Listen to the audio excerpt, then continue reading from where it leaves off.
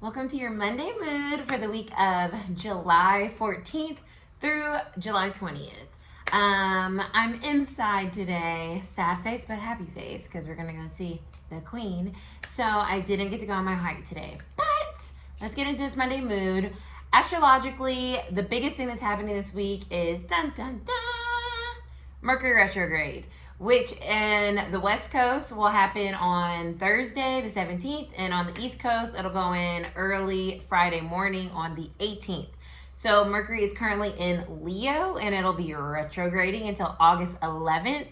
So we're going to be in this space. Now, when I think about this energy, Leo energy is very confident. It has a lot of passion. It has a lot of sense of self and like putting yourself out there and allowing yourself to be seen and heard and just showcasing yourself. So when we think of a retrograde, it's going back. Every time I think of retrogrades, this is me. When I think of a retrograde, we're going back to something, okay? And that's a lot of people say the same thing. But me personally, it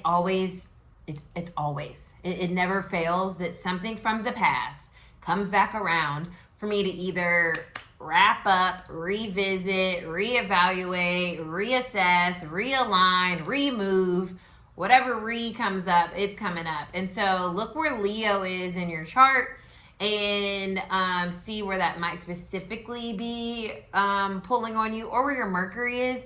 But for me, I realize that Leo energy for me, when I do like retrogrades or in general, it's like whatever sign the Mercury is retrograding in, it usually attracts like those placements, or those are the interactions that I'm having, or like, you know what I mean? So just think about that. Leo's in your life, Leo placements in your life. There may be a conversation where you're revisiting, or something's coming back up. Now is a time to kind of like get some resolution. That's another word, resolution, because Mercury retrograde isn't always just about things fucking up.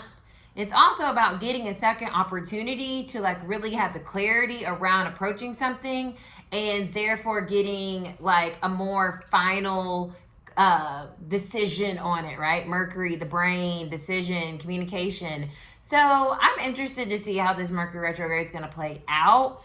Mercury's retrograding through the fire signs this year. So it definitely has a lot to do, I think, with our will, our like sense of like self, and like how we are moving, what we're moving towards, what we need to express in a way that feels truthful to us, right? Just an instinctual kind of energy coming out. So yeah, that's the main vibe. We're going to, of course, have our moon transits. The moon's in Pisces right now.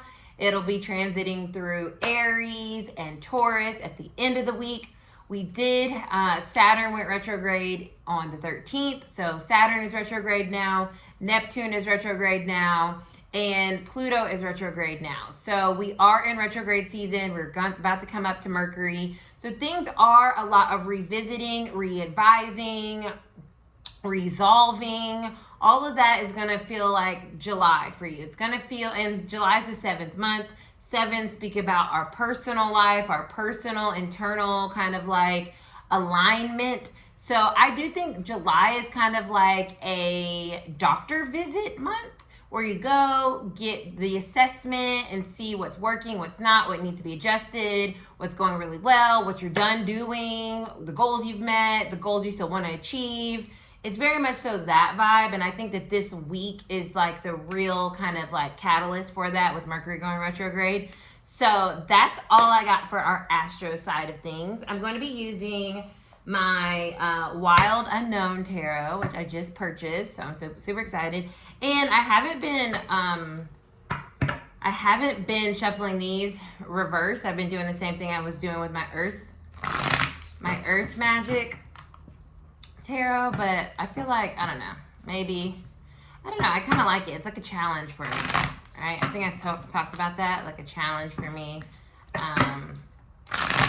to like hone my skills.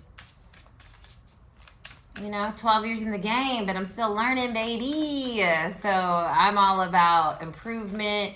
Leo being my first house. Look, Strength card showed up, and Seven of Wands, which is Leo energy. Leo being in my first house, I have this like determination, this like tenacity around like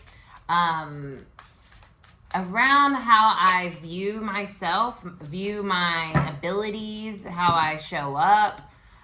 So I think, you know, with this retrograde and just me talking about like my tarot, and we're in Cancer season, and it's kind of like connected for me with the 12th in the first house. It's like a lot of me really connecting with my soul space and having that just shine through in its fullness, and understanding, you know, how that looks. That also is very retrospective. Like, how does that look versus how you thought it might have looked? So that's just a little personal memo. You guys know I like to bring that in because I know me. You know what I mean? You know you, I know me. And I can intuit the energy of others, but I know myself, and that's why I think it's really helpful for me to incorporate my perspective. But I know sometimes that can feel annoying. I hope it doesn't. I hope you get the vibes that I'm not trying to talk about me, but it's like I only know me. I can't make these blanket statements about other people, you know?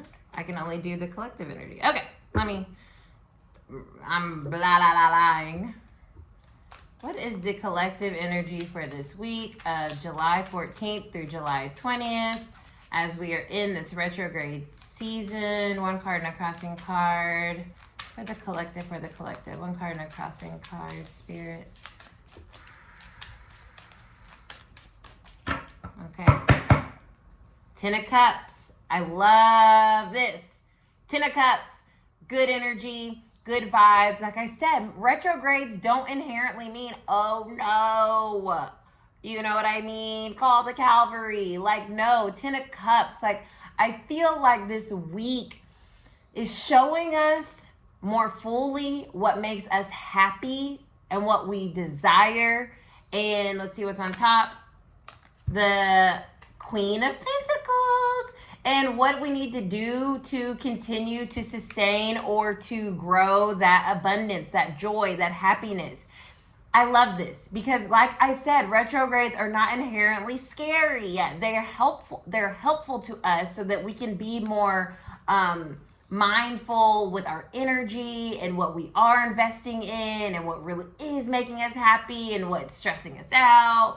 It's kind of, you know, it's that energy of taking care of our emotional space based on the ability to be reflective on these different aspects of our lives, our connections, our thoughts, how we view ourselves.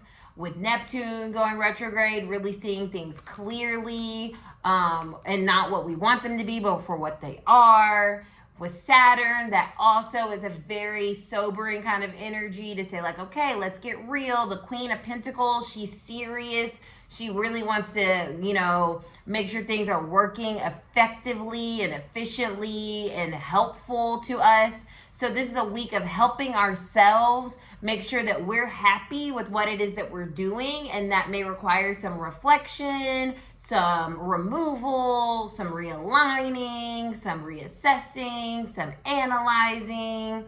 But you'll know how that, you know, strikes you throughout the week. But it really is about centering our happiness. We are in control of our happiness, and retrogrades allow us to see where we might need to make adjustments so that we can continue to invest in things that make us feel very centered and calm and grounded, and as well as abundant and full of life and joy. So that is your Monday mood. I love this so much. Blessings to everyone, and I hope you have an amazing week. See you next week.